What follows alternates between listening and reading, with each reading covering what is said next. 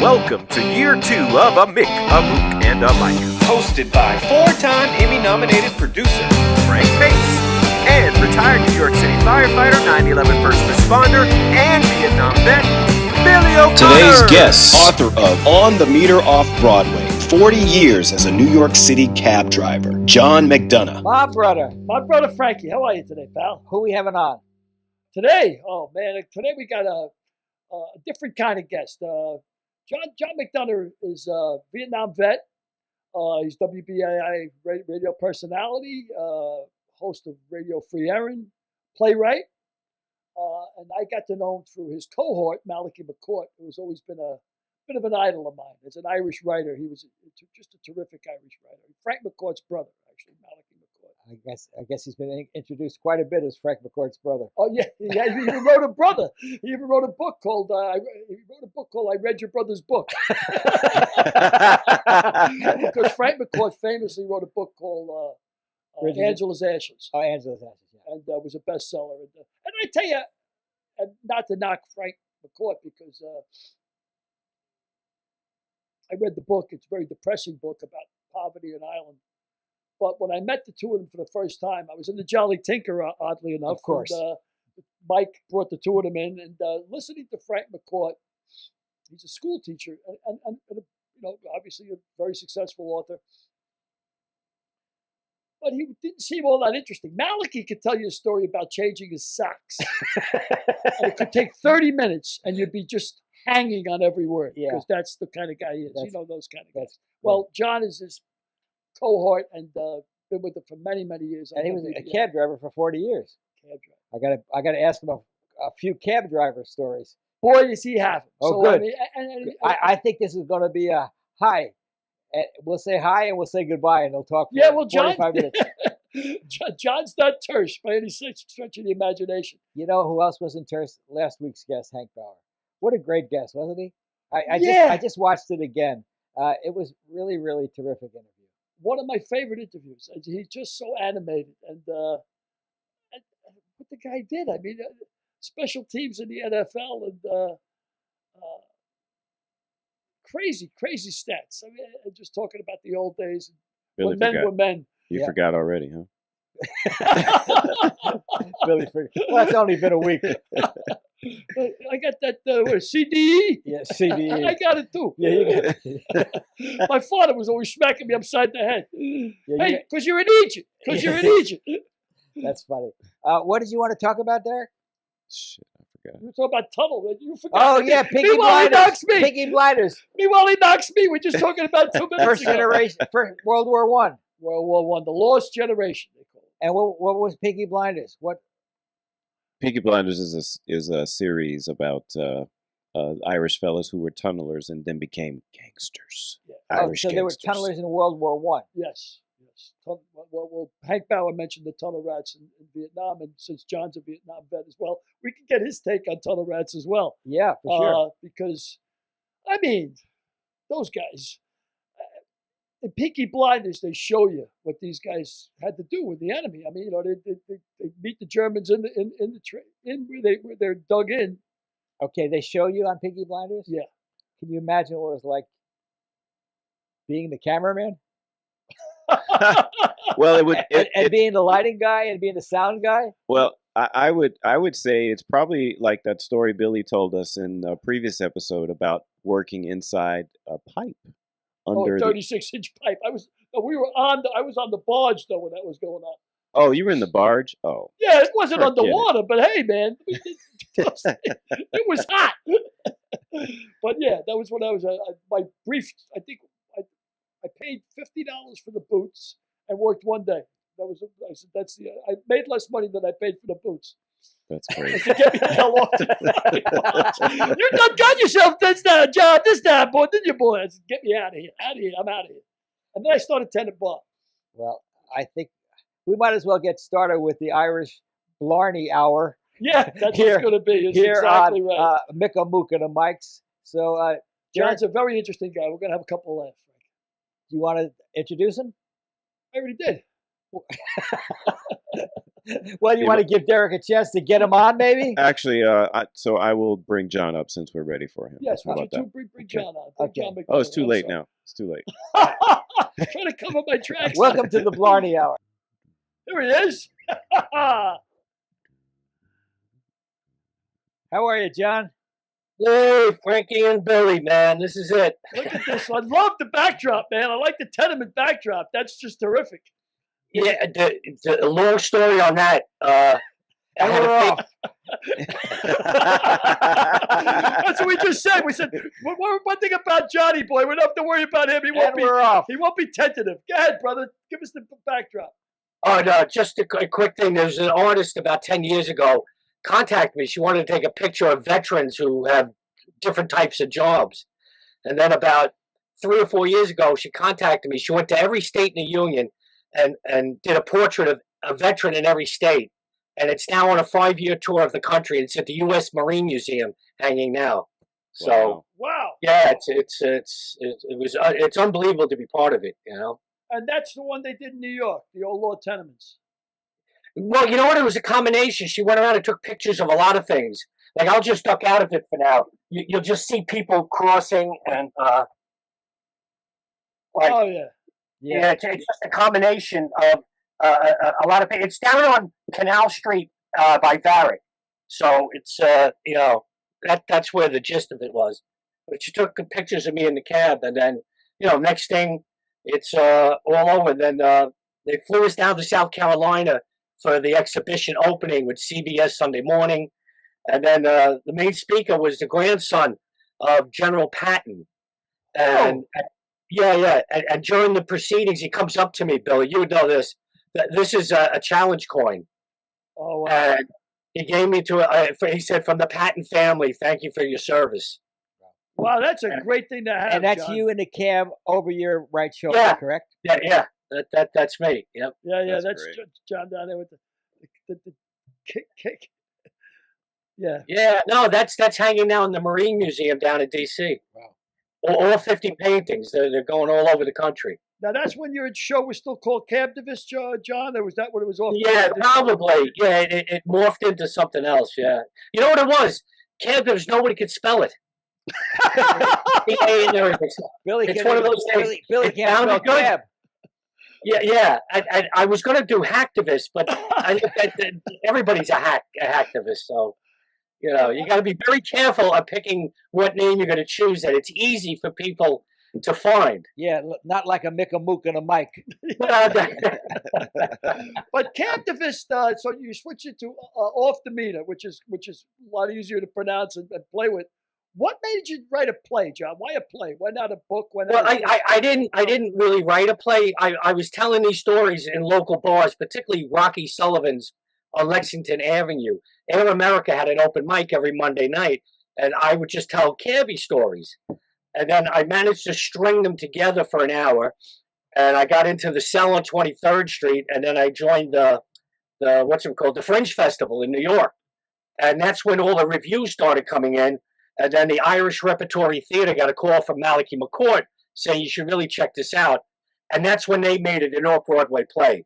They brought in all the professionals, lighting, staging, writing, and then it's now just real. All I need is a laptop and a theater, and the show's on.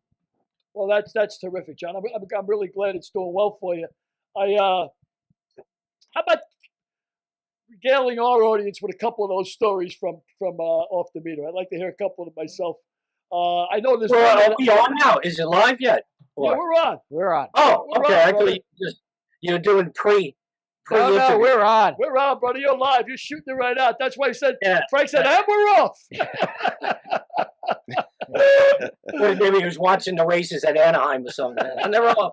And Billy's taking the bets. No, what I start with the play is when I first get my hack license. And Billy will know the time frame. Like, I graduated high school in 1973. No prospect of work. I joined the Army. I'm at basic training in Fort Jackson, South Carolina. And I was a hippie with long hair. So I'm standing at attention. This drill sergeant gets right in my face. "Where you from, boy?" I said, "New York City." He said, "Welcome to the United States. I'm glad you made it." And as I say, thus began my 2-year nightmare in the Army. And then this was during the Vietnam War. I know Billy was in Thailand and Vietnam. They shipped me to Germany.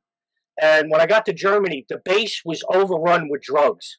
I mean, heroin from Turkey, hash from Amsterdam. And almost on a monthly basis, we had race riots. Black and white soldiers just stabbing each other, beating each other with bats. It was a horrible time to be in the Army. I mean, I know that was going on in Vietnam too, the race riots. So then when I get back, the natural career path for a son of Irish immigrants, which my parents are from Donegal, is you graduate high school, you do your time in the service, and then you take the test for the sanitation, the fire department, or the NYPD. At this stage, New York City was laying off cops and firemen. So I went and got my hack license, and as a stepping stone. And a stepping stone, 40 years later, I still have my hack license.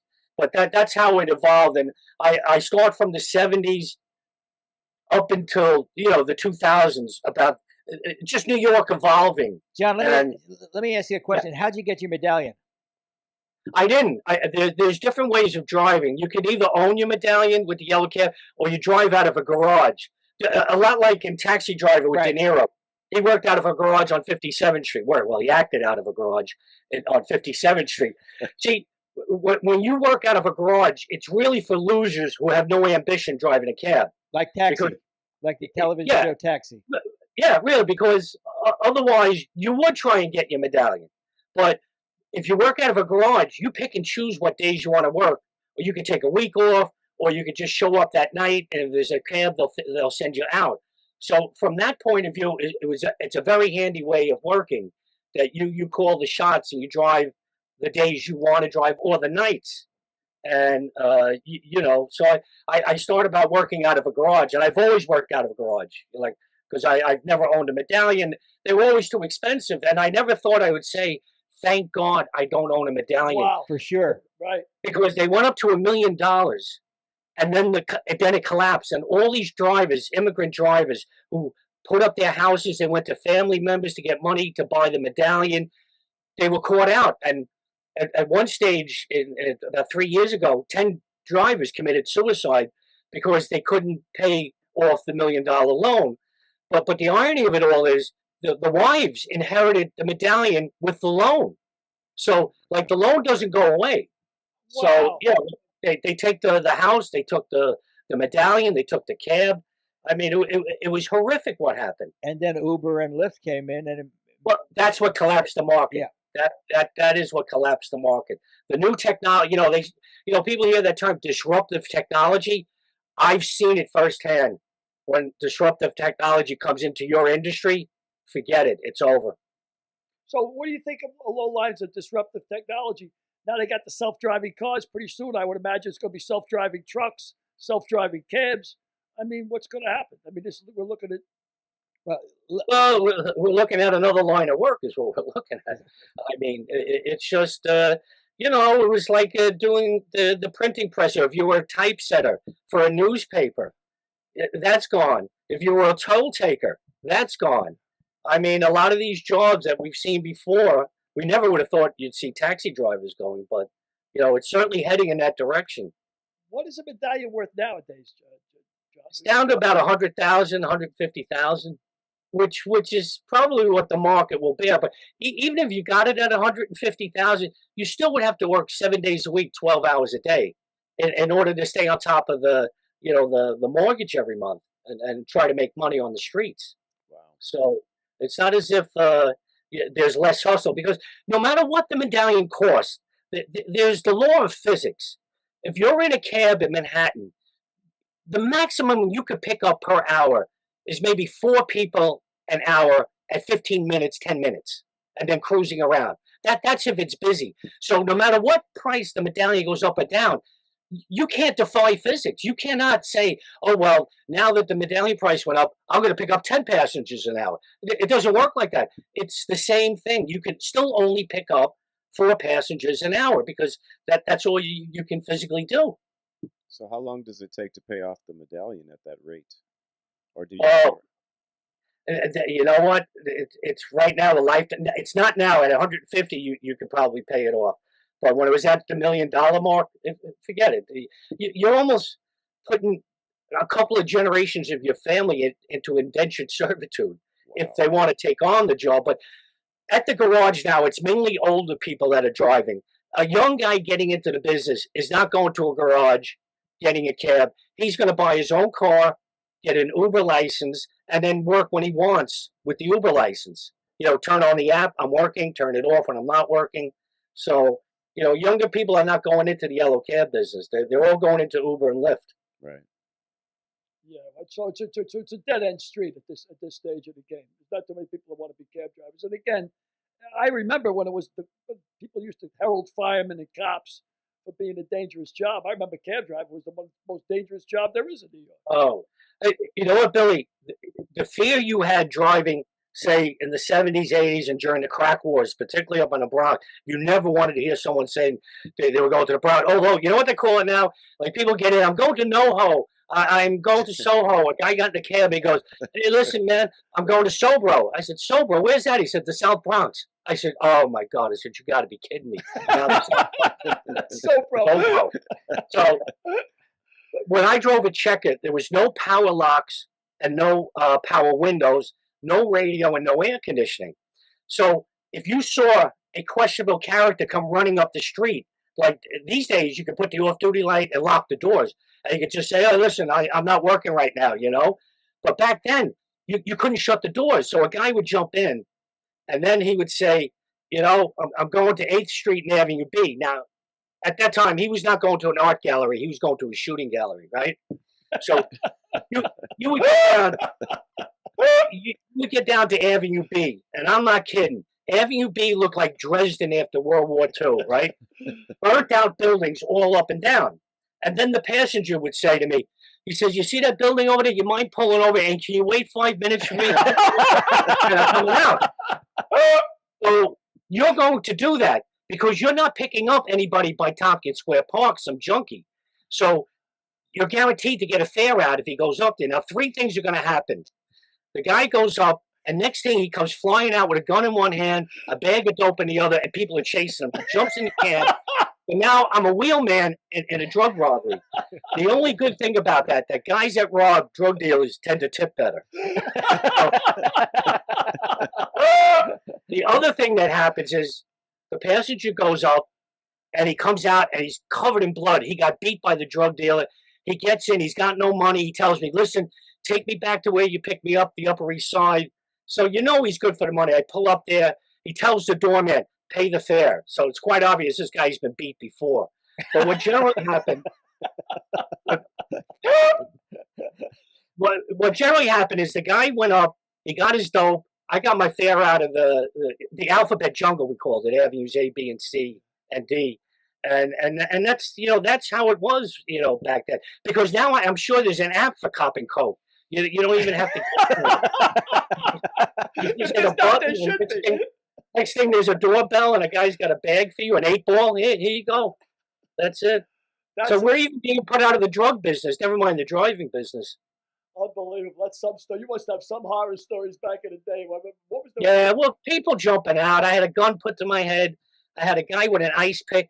He put it to the side of my throat. Wow. And it's weird when you're in a position like that getting robbed. You really focus. And you know what your focus is? You don't want to frighten the guy that's robbing you or make him nervous. You just like sort of stare straight ahead. You go, all right, you can have the money. You go into your pocket, you hand, all right, everything's cool. Just take the money. Just get out of the cab. And you're trying to be as calm as possible so you don't freak him out that he pulls the trigger or he just sticks you, with the stick shift. And then, you know what you don't do after it happens? You don't go to the cops because by the time you get to the precinct, fill out a report, you've already lost a couple of hours. And here's the thing, when you go back to the garage, you tell the dispatcher, oh, listen, I was robbed tonight. Next. All right, don't want to hear it. You're like, yeah, but the guy robbed me. No, you got to pay up. We don't want to hear it. It's a business expense. Go ahead. Business expense. Unbelievable. Yeah, it's heartless. I mean, it's ruthless. The whole business is ruthless, man. I love that South Bronx. I remember. No, Sobro. I'm heading to Sobro. Well, back in 72 and 73, like you're talking about Avenue A, B, and C, and D down there, I mean, it was a disaster. But the South Bronx was pretty much like it looks behind you. All the tenements, only they were all burnt out. And we had a couple of firemen that was sharp enough, man. The guys said, a couple of Puerto Rican guys I worked with, they said, I'm going to buy that brownstone. And the brownstone would be the only building on the whole block. Everything else would be wiped out, rubble, And the brownstone would be there, $32,000. You got to be out of your mind paying $32,000 for that.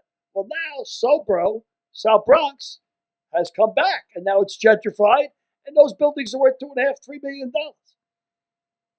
Yep. Crazy. I mean, just crazy. Absolutely crazy. But tell me, besides being a political activist on WBAI, you worked for many, many years with Malachy. And how'd your friendship with Malachy start? How'd that come about? Well, actually, Malachy is sort of a being. It just appears to you almost like an apparition. I was living in Queens. I'm born and raised in Queens. My parents are immigrants. So in the 70s, Malachy's on WMCA. So I'm going by my mother, and she has the wireless on the table. And I'm saying, who you listen to? She goes, oh, Jesus, there's this guy, Malachy McCourt. Who would listen to him? You got to hear what he's saying. And from that day on, I was saying, my mother's listening to someone she hates. And so I always took an interest in Malachy. So Malachy then started working at WBAI, and then he was at ABC. But he always worked alone, and I don't have the talent that Malachy has. So about 10 years ago, I was offered sort of drive time on WBAI, and I said, can I get a partner? And I said, I'll call Malachy up, but Malachy never worked with anyone because there was two reasons. First of all, the station never wanted to pay to have a co-host, and Malachy didn't need a co-host. So I called him up, and he said, yeah, sure.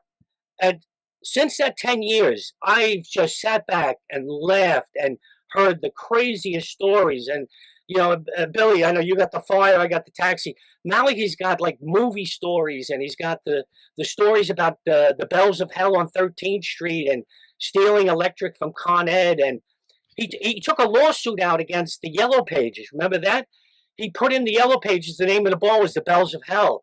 And they said that was inappropriate language. They couldn't put that into the Yellow Pages. And Malachy took a lawsuit in the city of New York, and they had to put in the advertisement for the Bells of Hell. So, I mean, he's been unbelievable. I just sit back and listen and laugh for 10 years now. That's all I've been doing. And you've got the play coming up in next couple of weeks? Yeah, well, it's now it's after COVID, so I'm doing it all over the place. I've been up in the Bronx on Bale Buck. I'm in Queens now on the 23rd to 25th at a place called the Greek Cultural Center in Astoria, Queens. And I'm going to be doing that. And then the day after, I'm flying over to Dublin, and I'm doing it at the Sean O'Casey Theater for a week. And then I'm going up to Donegal to do one night. And that's mainly for friends and relations up there. So, what it is I don't need much. I have the laptop with a lot of the videos and pictures of my life driving for 40 years. And I just go picture by picture, and here's the video, and here's this and that. And Frank, I remember one of your guests won that show, The Amazing Race. Yeah, Alex Borland. Yeah. Well, I was picked to be on that with another guy called Seth Goldman. I picked him. Man, they flew us out to Los Angeles. I tell the whole story about being flown out there and how crazy it was. We were like sequestered in a hotel, and we couldn't leave the room unless we got a phone call about where to go. And so it's a very long story, but as with most of my stories, they end in disaster. And he didn't get picked because of WBAI, because one of the CBS producers, because you meet the CBS producers every day you were there, and they would say, tell us a story. In this scenario, what would you do in that scenario? And they loved us. We were characters. And then on the last day, one of the CBS executives goes, John, would this be a correct quote from the New York Times that you're the chief and resident critic of the Irish peace process? I go, what?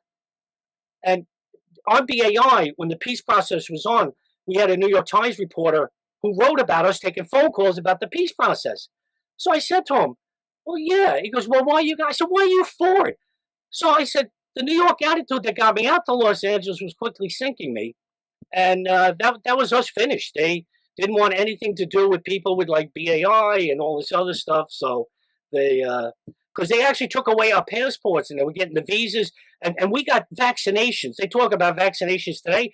I got hepatitis A, B, C, D, malaria, Ebola. I mean, they were shooting us up for all the countries we were going to. I mean, we weren't afraid back in those days, not like today. So you would get, so it was your political opinion. They didn't want to know nothing about you. Yeah, Because, you know what? Had I beat my wife, did time, and got out, they said, well, you know, we got to get past that and everything. But you know, being you had a political opinion on The Amazing Race, they didn't want to hear that. You're like, you know, they want you to be, you know, Joe Dummy, racist, yellow cab driver. That would have been all right. But, you know, we were just two wild and crazy guys out in Los Angeles. I mean, it was just... It was an unbelievable experience. Reality TV, which I don't know what the reality part is, but it was amazing to see. And all we were in it for was to win that $1 million, right? Man, did we thought we could do it. This is how crazy we were. And at one stage we get a phone call. You know, you go see a psychiatrist. They want to see if you're crazy. Go take an aptitude test. Go do this. So one day they said, come down to Suite 101. So we're dragging our ass. We're going down. We open up the door. Clegg lights everywhere. People running around clipboards. CBS executives everywhere. And they go, we're now going to do an episode of The Amazing Race. And me and Seth looked at each other and it dawned on us. We never watched The Amazing Race. We sort of knew about it. Like you went around the world. We were winging it. And we go, oh my God. They hand us an envelope. Go here and look for this, and we're bumping into each other. And we in the middle of the filming of it, I go to Seth, that's it, it's over. Come on. So we're walking out of there. Casting director comes, where are you going? I said, listen, we're not cut out for reality TV. But she goes, you don't understand. We've never had yellow cab drivers. I said, well, now you know why. So she snaps her fingers like this. Interns come over. They gave us every episode of The Amazing Race on DVD. And for the next 24 hours, they sent us up to the room and we watched every episode. So now we were experts in The Amazing Race. But that didn't help us. You know, we've had Alex Boylan on twice on our show, as you mentioned. But we also had a real good friend of Frank's, Stephen Lang, an actor from Tombstone and Avatar. And you had mentioned before about Malachy just appearing out of nowhere. Well, I was telling a story while Stephen was in the studio about Malachy. And Stephen chirped right up, oh, I know Malachy. I said, no, you know Malachy? He said, I said, did you read his book? He says, I had to. He said, I didn't want to. He says, you know, it was Malachy. I had to read his book. He says, he makes you read it. There's the book. And his book is called A Monk Swimming. And it's a terrific book. It's about the Bells of Hell. I mean, as a bar owner, and you're reading about the Bells of Hell, which was an amazing saloon in Manhattan. And the reason it's called A Monk Swimming is because when Malachy was a kid, and he used to say the Hail Mary, and he'd get to the part, Hail Mary, Mother of God, amongst women. And he thought they were saying amongst swimming. And that was the title of the book. But it's a great story. And it's about the Bells of Hell? It's a lot about the Bells of Hell. Because you see, in New York, and a lot of people don't know this, but back in the day when I was a kid, which is 1954, 55, 7, 8 years old, women were not allowed to be served at the bar in New York City. A woman could walk into the bar. She couldn't walk up to the bar and order a drink. She could come in if she was escorted, if it was a man with her, or she could sit at the table and be served. And the reason was the old Irish bar owners had this idea that if women were hanging around in the bar, there was going to be trouble because guys would try and pick up on a girl and there'd be fights and trouble. Well, Malachy said he opened up his joint across the street from the New York School of Nursing. And he said, we're going to have women in this place, and the hell with that rule. That goes out the window. Anybody can serve, they ask for drinks. So now what happened was there was so many women in the bar that a lot of the Broadway stars, and mostly Irish screwballs at the time, we're talking Richard Harris. And, Richard Harris, yep. Richard Harris, and all, you know, if they were on Broadway, and people say to them, well, you got to go to this bar, the Bells of Hell, it's loaded with women. You know, the place is loaded with women. And the owner is a character. And, of course, the people that he hung out, Peter O'Toole and, you know, Richard Harris and, just tons of, you know, big Irish actors and playwrights, et cetera, et cetera. So it's a great book. But back to your story, John. Tell me a story about the Neil Cavuto Fox interview.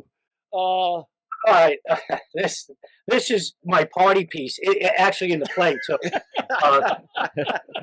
George Bush, when he was president, in 2004, was holding the Republican convention in New York City. So every activist said, "This is crazy. We can't have George Bush. The Iraq War is going on. It's only a couple of months after 9/11." So I got the cabbies in the garage, and we organized a group called CAB, Cabbies Against Bush. And what we did is we came up with a flyer stating that any delegate that wanted to fight the war in Iraq, we would drive them there for free to Kennedy Airport to go fight the war. So we went down to Grand Central, we handed out the flyers, and of course, no delegates took the flyer. So I went home, I watched how it was covered, because it made worldwide news. Cab drivers want to drive, delegates to the thing. And so a producer calls me, and she goes, "Would you come on Fox Television?" I said, "Yeah." She said, "Talk about Republicans tipping, about traffic. Can you do that?" I said, "Of course I can do that." So the thing about Fox, they have money. And they said, "Would you like a car?" I said, "Oh my God, yes, I would like a car." So a town car out to Queens, through the Midtown Tunnel, over to the Foxhole on 6th Avenue. And there's Neil Cavuto. I'm in the green room with all these business guys, because Neil Cavuto has a business show. And they're all talking about how great the war in Iraq is, and, buying stocks in Halliburton and helicopters and tanks. And, oh my God, there's so much money to be made. And they're going one by one and up to Neil. So now I'm the last guest. I'm supposed to be on for 5 minutes. And they go, "All right, follow me." I said, "What do you mean follow? Neil Cavuto is right here." They said, "No, we're taking you to another studio." And I said, "This is crazy." So they walked me down a hall. They put me in a studio, put an earpiece in it, and I'm looking at it into the camera. So they started off, he's asking me about, traffic and tipping. And then, I start getting into, I said, "Well, the delegates have a lot of tips because they got money in Halliburton, and I wish the trickle-down economy would get down to the cab driver." You can see Neil Cavuto's like looking, "Oh, no." And then I showed the flyer about doing that, and all of a sudden, about 1 minute, 50 seconds cut, right? That's it. The door burst open. Security runs in. Interns run in. The producers run in. And I did my best Ed Koch. "Hey, how am I doing? That was pretty good, right?" So now the only thing I'm thinking is, good God, somebody's going to cancel the town car back to Queens. So I see the door is open. I get out of the seat and I bolt. I go running out of the studio. Now nobody knows why I'm running. So security's running behind me, the interns, the producers. So I got a conga line running through Fox building. So I don't know where I'm going. I'm being chased like an Al-Qaeda suspect out of Fox Studios. So I'm going up and down escalators. They're all chasing me. "Hey, look at this guy." And they don't know why I'm running. So I get out of the 6th Avenue. I jump into the town car. It's waiting there. And I say, "Go, go. Don't look at your phone, please. Don't look at your phone." And he gets me back to Queens. And I said, "Hey, man, thanks for the lift." And I said, "Hope to see you again." He goes, "I don't think that's going to happen." And the driver was right. I have not been back on Fox for 15 years. So, but my wife was watching it, and Frank, you'll get this. She thought this was a career move for me, because I would be the resident expert as a taxi driver, like to be called on every week. "Oh, so we go to our expert cab driver." And she's watching me burn every bridge that I ever had, and she's crying. And she's going, "That's it. He's never going to get out of the cab. He's never going to. This is it. The career's just going up in flames." But that's the story of my life, going up in flames. When you were a cab driver, how many days a week did you work, or how many days a month did you work, and what was the most consecutive days you worked? I would say one time maybe 14 days, but being I worked out of a garage and I'm raising 3 kids in Queens, so I took off for soccer, I took off for parents' night, where my wife is a legal aid attorney in Brooklyn, had to work. So that gave me the option of not working a couple of days, taking the kids to school and going to different things. So I didn't work hardcore. Say, you can work as many days as you want in a row, but you really start going brain dead. I mean, you become numb. Your brain becomes numb. So I never stretched that many together. I would do, say, 2 or 3 days, 3 or 4 days in a row in a week, or even split it up. Work one day, off a day or two, work on 2 days and stuff like that. Or, maybe work the holidays or whatever it was. But I strategically worked the days I thought I could make some money on, you know. Well, I guess also the mental fatigue of working must have been harder on you than the driving, because you had to be on alert at every time. Yeah, you got to really size up a passenger. You can almost tell where they're going by the way they're dressed and on the avenue that they're on in the direction they're heading. Like you could tell. And you always, you don't want to go to Brooklyn and Queens, and it has nothing to do with racism and stuff. It could be white people. If you've seen a Hasidic Jew over by 47th and 5th, you knew he was going to Williamsburg, and you didn't want to get stuck in the traffic. So you find your way to go all the way over on the left side of Fifth Avenue and stuff like that, because the money was to be made in Manhattan. You didn't make it in Brooklyn and Queens because you came back empty from dropping somebody off, and so you waste an hour trying to get back to Manhattan.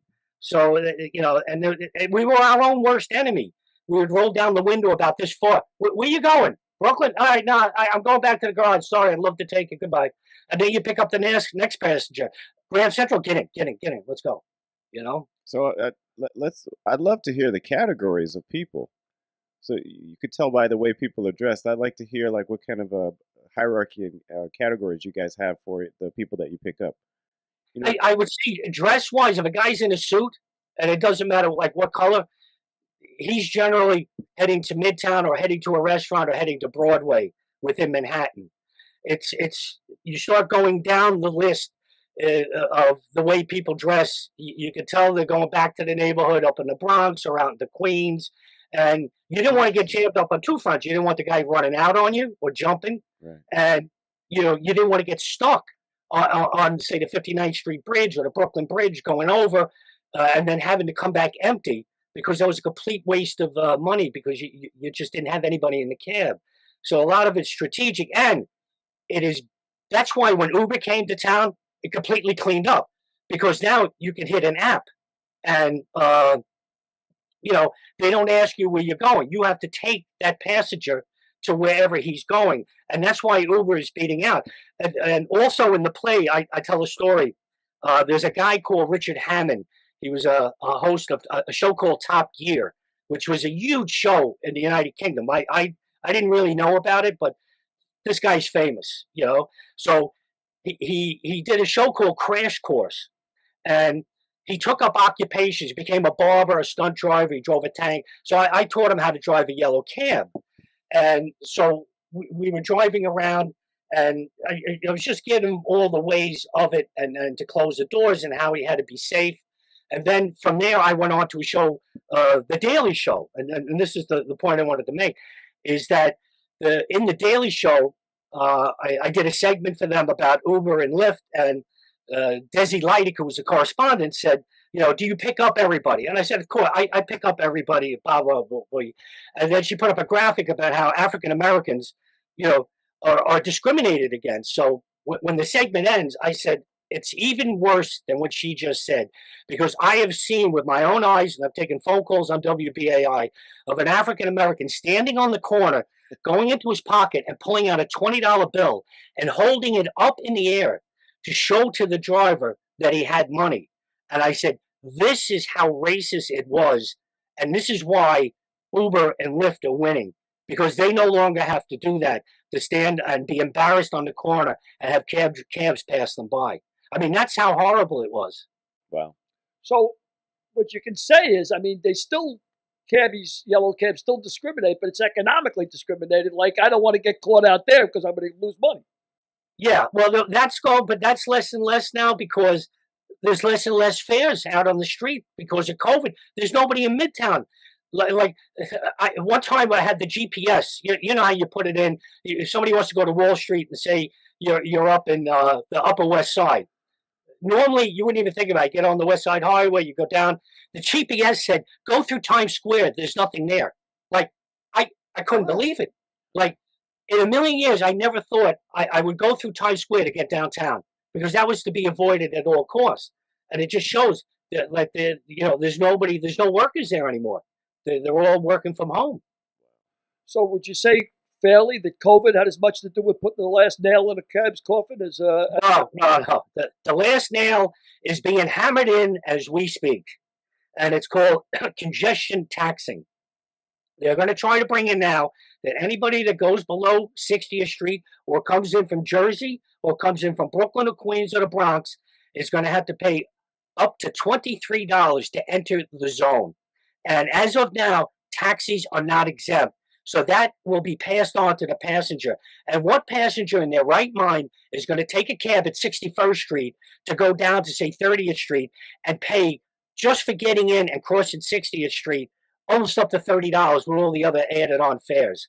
So the big fight on the street now, and I was at a rally at Governor Hochul's office there last week of yellow cab drivers saying that this is madness what you're doing to the business. You're killing us with this congestion tax. So it's being debated right now. And if it goes through, we are so screwed.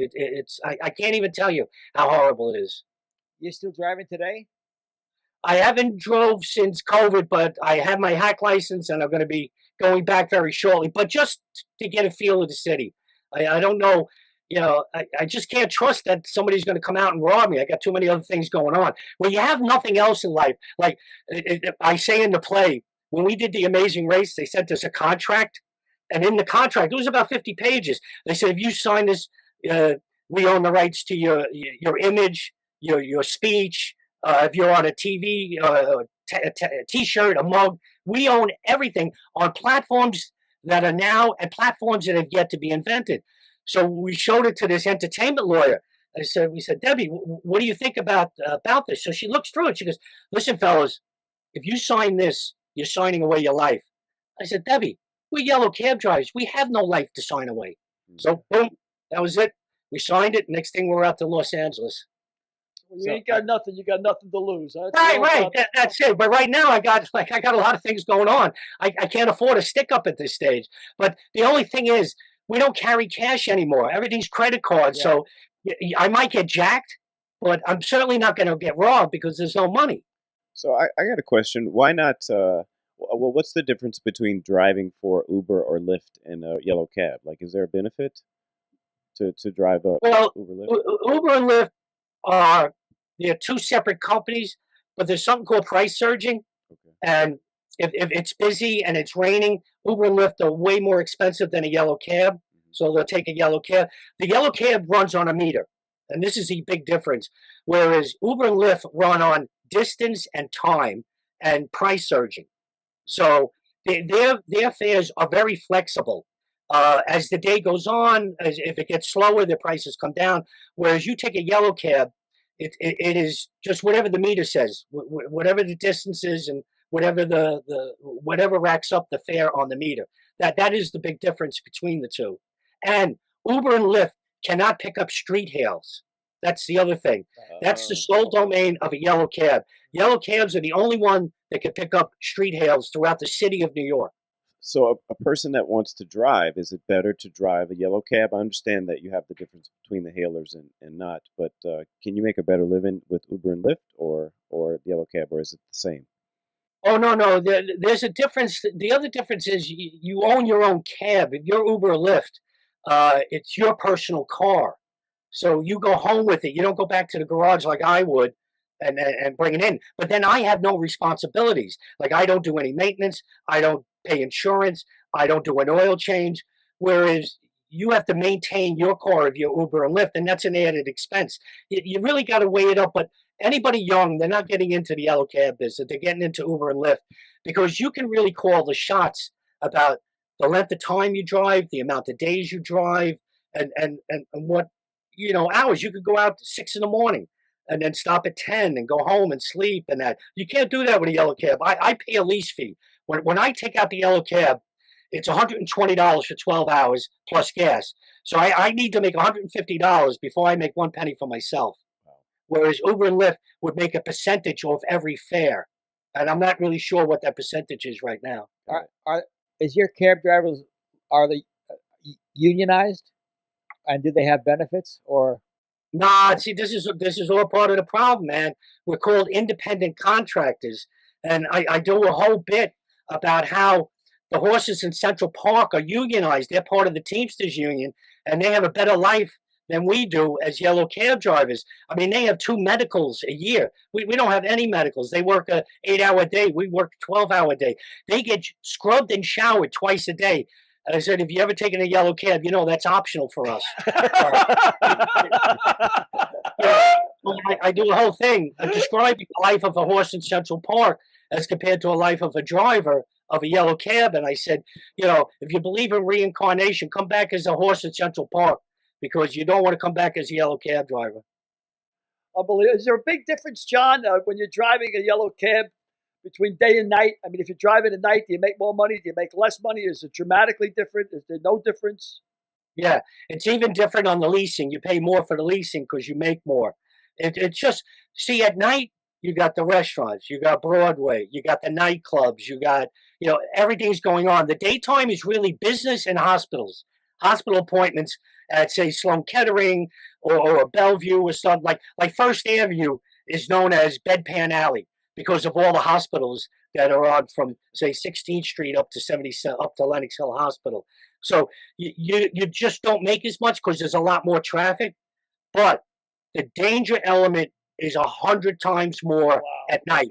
A guy in a suit or somebody going to Bellevue or New York Langone is not going to rob you or jump out.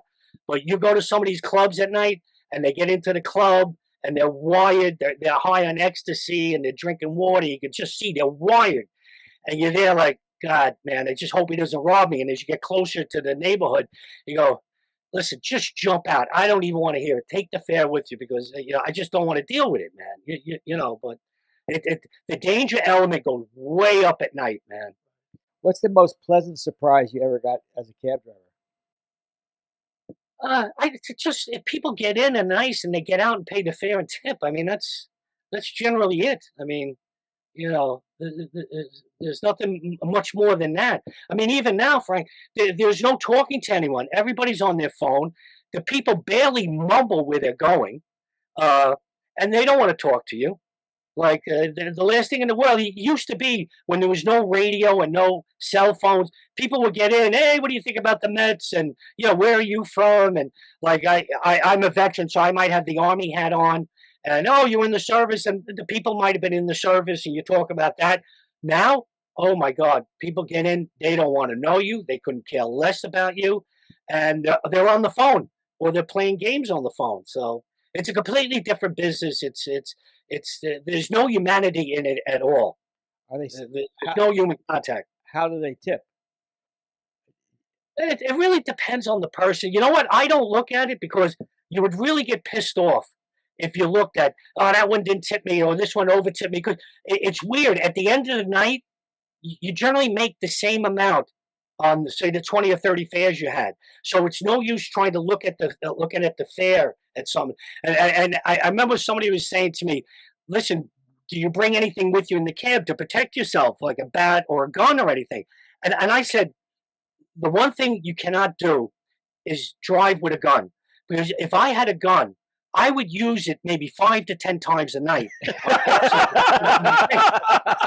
would be so many dead bodies because things that you get pissed off at, you would just shoot the passenger, right? But when you don't have the gun, you sort of talk. Like I had a guy, he grabbed me around the throat from the back, right? So I'm sort of wrestling with him, and I put it in drive, and I jump out of the cab, and I leave him with the cab, and I took the keys out. And I just went running down the block. Now, had I had a gun, I might have reached underneath the seat and turned around and just shot the guy. So, but because I didn't have a gun, I just strategically took the keys and went running. And then the guy just eventually got out and walked away. And then when I saw he was gone, I went back to the car, got in. And then, I got beat for the fare, but, it could have been a lot worse. But when you have a gun, you become a different type of person, man. It just I keep forgetting that you don't have cash anymore. So yeah, it's all credit card, man. You probably don't even know how much a tip a guy is leaving you, do you? It would come up on the meter, and like I tell this one time. But the days of handing you a $50 for a $10 fare and saying keep. Oh no, no, and that was very, very rare. You really. That's more a mythical thing about Really? some guy give you $100 bill or a $50 bill. If he did, it was by mistake. And you didn't tell him. Oh, are you kidding me? I had a guy in the cab one time. He was so drunk and he was yelling at me, you don't know where you're an asshole and you're this and that. It's just breaking my balls. So the fare was like $30, right? Or I would say $29.50. And I said to him, make it 30. He says, what are you, asshole? He says, give me 30. I said, no, you mean make it 30. He says, what are you, stupid too? I said, give me 30, right? So I give him 30. So that's a $40 tip. So you can see he gets out of the cab and he's drunk and the wheels in the brain are starting to click now. And he's looking down and he's looking up and I'm driving away. And it dawns on him, he just gave me a $40 tip. And that was it. And then he tried running after me and he fell down. Did you back up? Did you roll over? Well, if I backed up, it would have been to run him over. That's I bet. So anyway, when I was younger and I was going into the city, my mother would say, well, she wouldn't say, in my 20s, make sure the cab driver doesn't take you for a ride. Mm-hmm. How did that really happen? Yeah. Oh, that definitely happened. And this is how you would do it, right? If you get in and the person gives you an address, say the Statue of Liberty or whatever, and you go, hey, how you doing? You in town long or whatever? And if you found out they were a tourist, you could take the longer way there. But if you found out, no, I'm heading to my job downtown, then you knew right off that he did this every day. So, no, there was a way. And then there was guys, and this is how horrible it was. The meter clicks by the rotation of the tires, and the tires are standardized. Some drivers that own the cab would get smaller tires, so the rotation would be more. Oh, terrific. Yeah. So I mean, there was different ways of beating the passenger, and here's one that I heard. Now you didn't hear this from me, but I heard from another passenger. Another thing that's horrible about driving a cab is that guys are always passing you counterfeit money, right? It's either a 20 or a 50, and particularly at night, you try to hold it up to see, or you have a pen with you that to get the marking on it. So one day, a guy gave me a 50. I thought he was a bit leery, but what am I going to do? So I give him the cash. One way is he's only going 2 blocks, and he goes, "Oh, stop here," and he wants change of 50, so he gets as much money back as possible on the 50. So I go back to the garage, and the garage has a money machine, and they take all your money from the night, and you can see it spits out counterfeit money, spits it out like, this one's no good. But the good thing about the dispatcher, he'll give it to you, because if it's a bank, the bank will keep it on you and you lose that $50, right? So now he goes, you know what to do. I said, yeah, I know what to do. So I keep the 50. Oh, back into circulation. But you have to be careful how to do it. So now this is what I heard. So it's square. And a passenger gets in, and a lot of times they'll say, you know what, driver, I only have 100. Can you break 100? Oh, yes, I can break 100. Don't worry about that. They get in, and you take it to the theater, and the 50 comes out. You mix it in with the oh, thank you. A lot of drivers wouldn't have broke that 100. Here's an extra tip. Thank you. And then that's it. Now, that's what I've heard. Not that I've done it, but I heard that's how you could do it. Well, I knew some guys that were a little bit fugazi, and they had counterfeit 20s back in the day with $2 for a 20, right? For counterfeit 20s, they give you a big stack of them, and they tell you, but they're giving you the 20s. They say, look, never carry more than one on you. This way, if you get busted for having a counterfeit 20, you say, well, I got busted. Somebody gave me a bad 20. I'm just, I didn't know it was bad. And you have somebody else with the 20. So if you go into a bar and you put a 20 on the bar and you buy a drink and you get your change, then you go see the guy who's carrying the counterfeit 20, get another one off him, and you work as Confederates. And another thing, they said never buy gas with it, because the guy might get your license plate number, So that was another thing with the counterfeit 20s. But yeah, there was a whole. There's a whole industry of guys. They'll just take cabs every couple of blocks and keep passing 50s or 20s to you. So I mean, you can never be alert enough. You're alert to be robbery. You're alert for counterfeit. You're alert for drunks not puking in the back. I've had people that passed out in the back, and you can't get them out of the cab. And I had a guy I had in the cab, and he passed out, right? So he wouldn't get out. And I said, come on, man, you got to get out of the cab. And this is at 4 a.m. So I open up the back door. I try to get him out, and he's kicking me. So I tell this story in the play. So I call 911, and I said, listen, I got a guy, he won't get out of the cab. I got to work here, man, you know?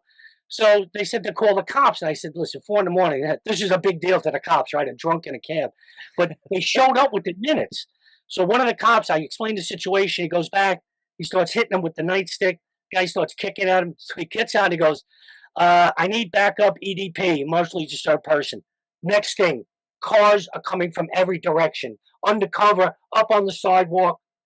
So they pick a cop, and he goes into the back, and him and the passenger start going at it. Boom. He's beating him. Blood is everywhere. They get the guy out, and the cops go to me. So what do you want to do? I said, what do I want to do? I said, listen, I want to get paid.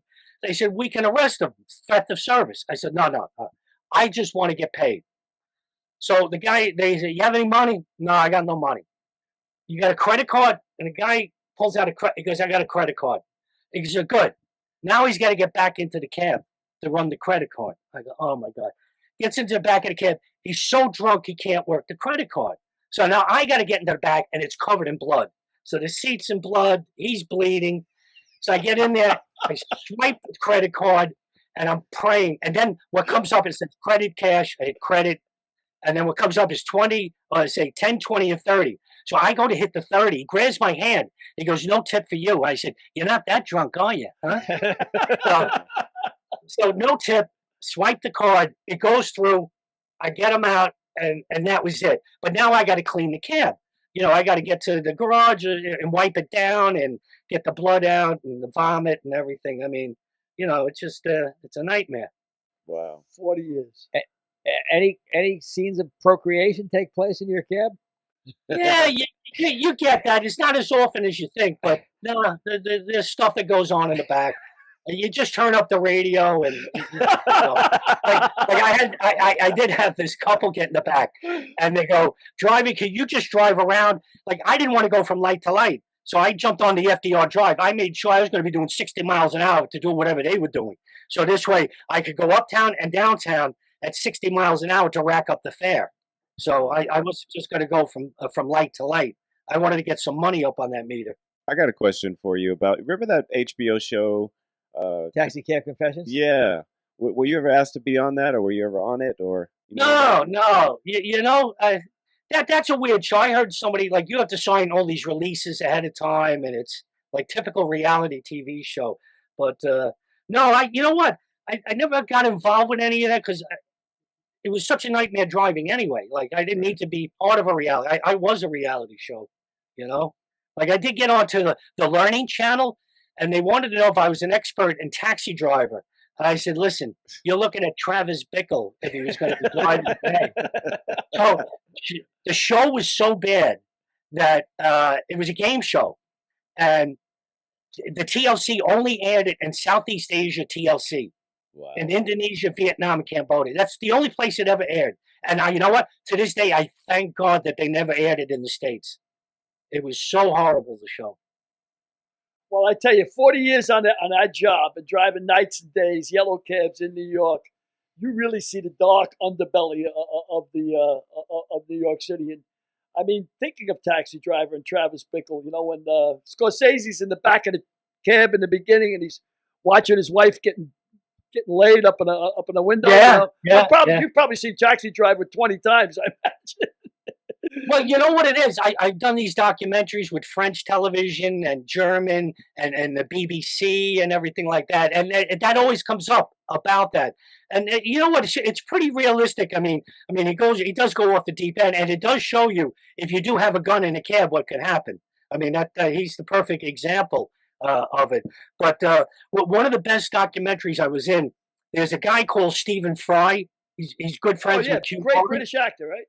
Yeah, a very famous British actor. So he's doing a documentary. He's going to every state in the Union, and he wants me to drive him around New York City. And I said, where am I going to take him, man? You know what I mean? The Statue of Liberty, he can get any cabbie. So he goes, you wanted to see my New York. So I live in an Italian neighborhood in Queens, and we have these clubs which are open to Italian members, but we're associates, Clubs. the Irish guys, right? So I hang out at this club, and Billy's people there, they're taking the numbers, well, not the numbers, but they're taking gambling. But the club had been shot up. So I said, listen, I can get Stephen Fry into this club to meet the Goodfellas, right? So the producer flies, the director flies from London. He didn't believe it. So I took him down to the club, and there's bullet holes all over the place. And he goes, John, Stephen's going to love this. He goes, but can you do me one favor? I said, what's that? He goes, while we're filming, can you guarantee there'll be no shootings? So I said, you know what? There's a lot of things I can promise, but not that. But if we film early in the morning, guys that shoot up club tend to do that later at night. That's more of a nighttime exercise. So I said, if we go early, I'll get all the guys down. So we shot the thing. Stephen Fry wrote a book about it, and he won a BAFTA award for that segment on me bringing them. They said, Stephen Fry goes to New York to meet the Goodfellas and comes out singing like a soprano. I love it. I love it. That's just great. That's great. Stephen Fry did a great Oscar Wilde. I mean, he did a great job. Oscar Wilde, he was a star of that. And just a genuinely nice guy. I mean, and he loved the mob guys. They were telling him stories about fixing races and running numbers and doping horses at Aqueduct and Belmont. And he was, because here's a guy that hangs out with the Queen. And here he is, talking to guys. Yeah, who's this limey? And first of all, no one knew who he was, right? Who's this English guy? Hey, I said, don't worry, they're going to be filming down here, That's just great to bring him to a wise guy joint, like like John Gotti's joint. What was the name of his joint? The Rod and Fish Rod and and Fish. Rod and Fish. Well, we're not too far from that place. We might have come under the command. If you know what I mean. Oh yeah, I'm sure he got a piece of it. I was in Astoria for about 8 months in 2017, shooting Murphy Brown, and I loved it. I walked about 5 blocks from where I was staying to the studio, and I must have gone through 6 different neighborhoods. It was a great experience. Great restaurants too in Astoria. Great Italian terrific, restaurants. Great terrific Italian restaurants. Are you doing? Well, it's mainly Greek and Turkish restaurants there. Yeah, but there was Italian restaurants too. Yeah. Italian. There was a lot of different good food. Now you did Off the Meter in Astoria too, did you? Or you're doing Off the Meter? No, I actually am doing it the 23rd to 25th at the Greek Cultural Center in Astoria, Queens. Astoria. Yeah, probably not too far from the Frank Sinatra School of Performing Arts. Probably not. I don't know where that is, but that's right. Astoria's not all that big. You know what they call Astoria now? It's the Williamsburg of Queens, because nobody can afford to live in Williamsburg, Greenpoint, Long Island City. It's the migration of hipsters up the East River, and they've now camped out in Astoria. So that's where they all are right now. All the hipsters, actors, comedians, they all live in Astoria right now at the moment. Yeah, because the place I was shooting at, Kaufman Astoria Studios, we're going through tremendous renovation. Both the studios and office buildings there. It was, tremendous amount of building. I think De Niro's building some sort of studio there now too. Probably. I mean, he needs more money. He's only 80. When is enough enough? Yeah, when is enough enough? Well, you know what? His ex-wife will tell you what it is. Yeah. That's true enough, John. Tell me, in the changes that you've seen in the 40 years, I mean, driving a cab, like the shrinking of Little Italy, the expansion of Chinatown. We talked before about the South Bronx. Now it's regentrified. The South Bronx is coming back. I mean, just dramatic, right? I mean, and nobody sees it like you do through the eyes of a cab driver. Yeah. Well, you know what? It's not even through the eyes. I tell it in the play, offthemeter.net. I forgot to get that out there. Sure. All the tickets are on sale. But there was a real estate agent in with a couple. And, you talk about seeing the city change. I can hear the city change. He's saying to this couple, he goes, listen, I'm very limited on the apartments I can show you at $10,000 a month. But if I can get you up to $15,000 to $20,000 a month, I can show you a lot more apartments over here. Wow. So that's, to me, when I heard that, I was like, how does anybody live here, man? It's unbelievable. Well, people ask me about New York, and because of my accent, I get it a lot. What's New York like? And I say, New York is a great place for the very rich and for the very poor. Yeah. But if you're a middle class, you're done. Well, you know how you live in Los Angeles on that. You move to Pine Mountain Club. That's where Billy lives. That's where Billy lives. In the suburbs of the suburbs, yeah. The suburbs of the But suburbs. think about it, Frank. I mean, you're not even leaving New York City now. You cross the Tri-Borough Bridge. You're going to Queens. It's $12. $12 on the way back. It's $24. I agree. And you're not even leaving the city. I agree. When we say to Washington Bridge, what's the toll on the Washington Bridge now, John? It's up near $20. The Verrazano Bridge is up near $20. And now if you throw congestion pricing in on it, they said they might not give you a break on the tolls coming in. So, I mean, it is just really going to be for the wealthy. And the Broadway theaters are kicking up, saying this added expense, it's hard enough getting people to come into Broadway. You can't throw in a $23 congestion price. And then parking. Parking's $50. Yeah. I mean, it's just Crazy.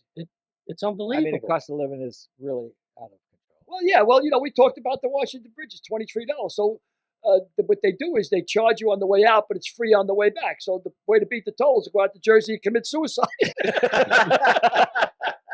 Got to be a step up. Or go out to Jersey, give him a gun, and take a cab out.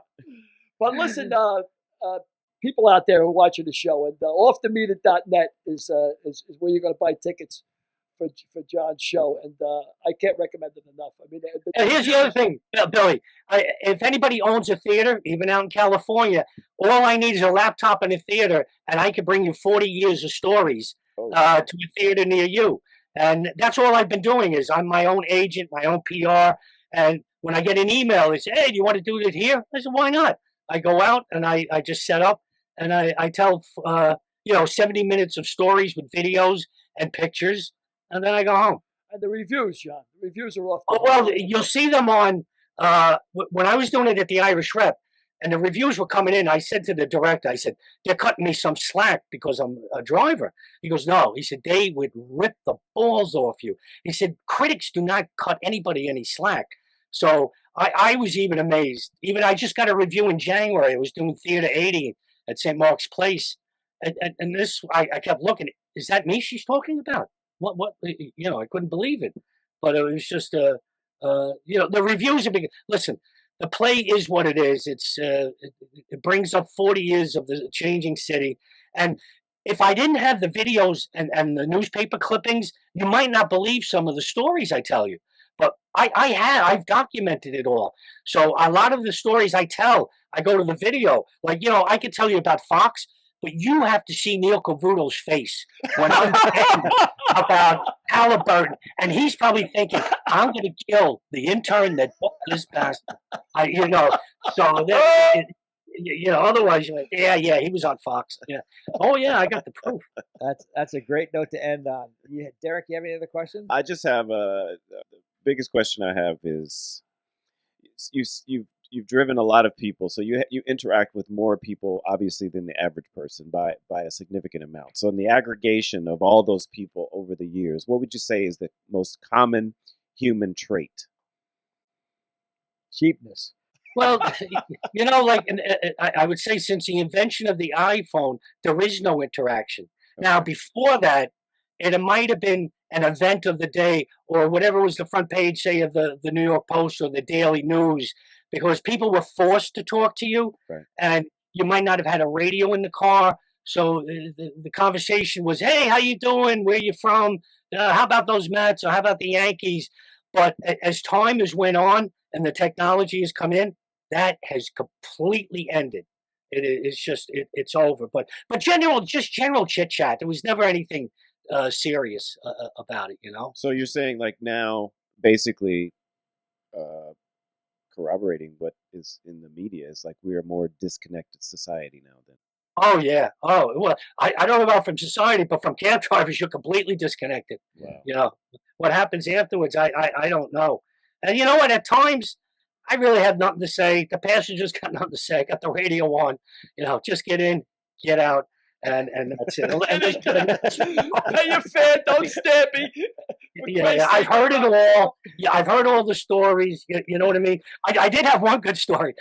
I was coming up I forget, it was 7th Avenue or 6th Avenue, and this woman jumps in. She goes, go, go, go. I said, all right, you're in a hurry. Yeah, she goes, I was on my first date. And I said, well, how's it going? She says, I hated him. He just went to the bathroom, and I just left him there with the meal on the table, and I dumped it to a cab. So this guy was going to come out of the bathroom, and the woman was gone. His date was long gone in the cab. So now that's a story I like to hear. Well, John, I tell you, you're talking about the disconnection with phones. I heard one of the coolest things I ever did. A family, they're so tired of people looking at their phones while they're eating and everything else in restaurants. The guy says, look, we come in, there's 4 of us, put your phones on the table. The first person who reaches for their phone pays the check. That'll do it. And that'll stop them. You know what? That's a good idea. I like that. That'll do it. Well, John, again, thanks so much for coming on, brother. We couldn't. No, you know what, Billy? I was worried that we wouldn't fill the hour, but I guess we did. Yeah, but before we go, I'm going to ask you, how do you think the Mets will do this year? Well, listen, being a lifelong Met fan, which makes you in a permanent state of depression, I'm just waiting for DeGrom to get injured. I'm waiting for the rest of the Mets to go down, some sort of car accident, a lawnmower accident, somebody on a horse that falls off. You keep saying, this is too good to be true. When is it going to go wrong? Patrick Moynihan said it the best. He said, there's no sense in being Irish if you don't realize that sooner or later the world is going to break your heart. Yeah, and we still got Bobby Bonilla. So there you go. That tells you all you want to know about the Mets. Bobby Bo. All right, John, thank you so much. Thank you, my brother. Listen, thanks for the opportunity, man. It was great. You guys are great. Continue success with the show, John. All the best. OffTheMeter.net. Don't forget out there, please. Yeah. He's great. He was. He was a terrific guest. Great guest. And, I knew he wouldn't be diffident, that's for sure. He ain't shy, John. He wouldn't be what? Diffident. Shy. Oh, diffident. I like to throw those 3 petty words around every now and then. I thought you meant different. I said, what the fuck is he talking about? I like to throw around those 3 petty words, you know? Oh, but yeah, he's a great guy. Wonderful guy. And I tell you, that's some what they're really up against at the cab drivers. Imagine if they charged $30 just to cross a zone. Yeah, well, I was going to say something, but I guess I can't. Why not? Well, because. Just say it. Say it. I know what he's going to say. He can't help himself. Look at him. He's itching. Itching like 60% of the country. He must be one of the last, people that can speak English, because the cab drivers in New York are from. Yeah, you got Bangladesh, you got all and the only people who take the jobs. I mean, that's it. There it is, Billy. Exactly. Bring it back to something that's real. They're the only people who take the job. That's true. Well, yeah, but that's the problem with the United States today, is that quote unquote white people don't want to do any work. You mean today? Well, yeah, I mean today, because when the Irish were coming up, the Irish could fill those jobs. When the Italians were coming up, the Italians could fill those jobs. Who were the immigrants? Yeah, but they weren't considered white people back then, really. Well, that's what I mean. Yeah. So. No Irish need apply is famous phrase, George Lopez always says, who'd clean your garden? Who'd raise your kids? Who'd wash your clothes? Who'd I have a whole different aspect. I've read so many books about Vietnam and everything. I have a whole different aspect. I'll tell you why we fought that war. We fought that war so suburban women could get their nails cleaned. Say goodnight, Billy. Say goodnight, Billy. Good night, Derek. Good night. Oh, my good Lord. night. I apologize for Billy O'Connor. Jennifer, your nails. Oh, you good tipper. Oh, I'm sorry, ladies and gentlemen. Join us next week. Next week's guest, 5-time Emmy Award-winning actor, Night Court, Boston Legal, and Tony Award winner, John Larroquette.